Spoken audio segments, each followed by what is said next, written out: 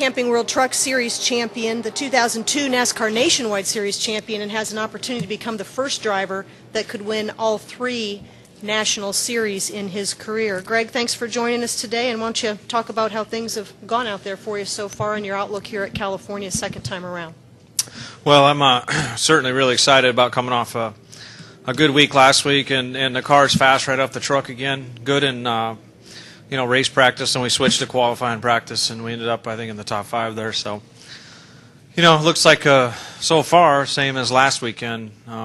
Looks like we're going to have a decent qualifying run, although we got to back it up on the racetrack now. So we'll see what happens here in a little bit. But I feel really good about this racetrack. I like it here.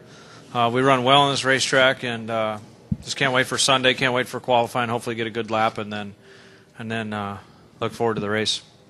If you've got questions for Greg, let us know. We've got the wireless mic. We'll bring it to you. Go ahead and give us your name and affiliation before you ask, please.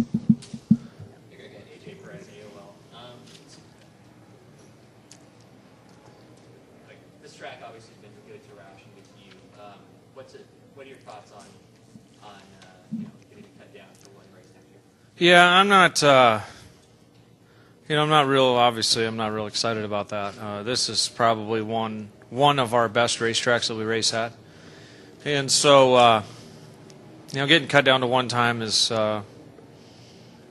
me personally, it's going to hurt because it's an opportunity I get to see. I got a lot of family here, and I kind of get back to the West Coast a little bit. A lot of friends and family come from Washington and Oregon, where I grew up. I see a lot of people here that I used to race with and fans. So gives all the West Coasters a chance to come and visit this racetrack. So I think it has a pretty good draw from a lot of different states. And, so as far as that goes, one is the personal side of it. I really enjoy coming to Southern California and get to see everybody. But 2, I run really good here. So that's kind of a double thing for me. But, I guess the bright side of it is if there's a positive, at least we get to come here once a year. So unfortunately, we're not going to get to come twice. Hi, Greg. Reagan, NASCAR.com. Do you think that the new FR9 is coming on at the right time? And if so, why? Can you tell me some of its strengths that are shining through now, if that's the case? Yeah, I mean, I was hoping that this was going to happen. That it was kind of ironic that the FR9 engine came in, right as Ford had struggled for so long. Really, we struggled with our cars. Our engines have always been great and made good power and been reliable. So, it's like, when are we ever going to get our cars turned around and get our cars running better and be more competitive? And right as we did that, we were integrating the FR9 engine into the program.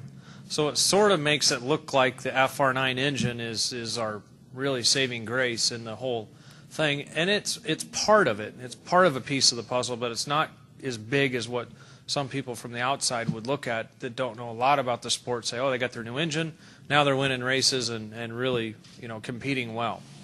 So really where the turnaround was if you look back at our stats, was Chicago for all Roush Fenway cars. And the RPM cars had outrun us, for about the better part of the season. And so we kind of switched to more of their suspension package in Chicago. And I think Carl has 3 second-place finishes since then. I've got 2 wins and was, running second when the engine expired at Chicago, that very race. So really that was kind of our turnaround. Race was that race. We really turned our program around, and the engine came on board. And so with the 2 combination, it certainly made us a ton better. Some of the things about the engine, it makes a little better mid-range power, which, the passing takes place from the center of the corner till really the corner exit. When you put the gas down, the guy that car handles the best and puts the gas down the earliest normally is the guy that's going to make the pass, but also that's where you need the engine to have its most power.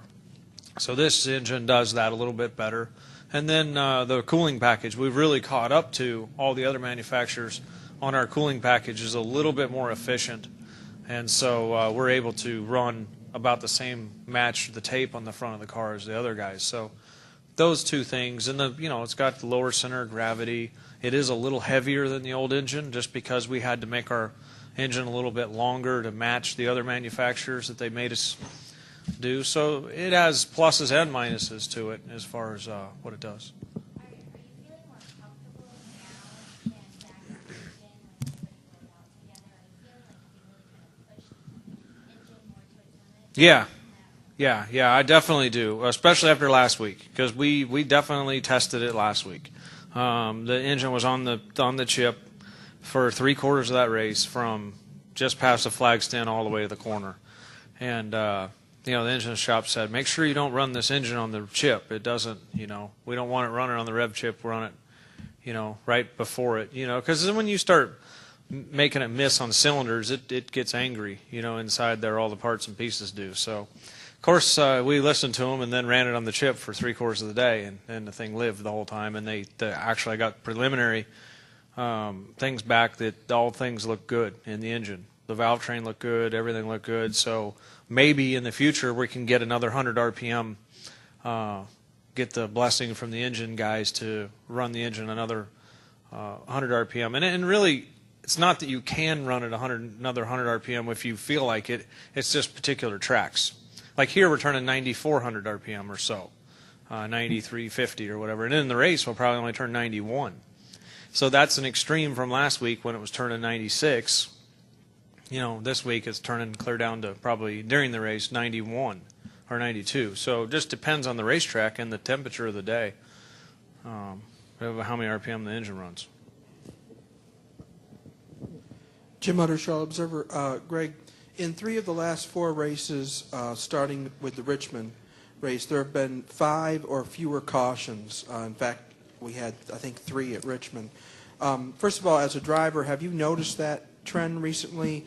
And second of all, can you talk about how difficult it is when you have fewer cautions and subsequently more green flag pit stops, how more difficult it is to make adjustments or make the right adjustment on a car during the course of the race? Yeah, I can definitely attest that there's been less cautions, because we were unfortunately sitting here 8th in points because we pitted at Dover, and the caution came out the next lap and caught us 2 laps down, and the caution never came out the rest of the day. Actually did one time. And so we finished, top 10 car, we finished 19th. And so here we sit 85 points out of the lead, and we should be, respectfully, you should be about 40 points out of the lead, or maybe 35 if we would have just got back our laps back that we lost because of that caution flag. So, yes, I have seen more green flag running, although last week it seemed like there was more cautions, a few more than there was at Dover.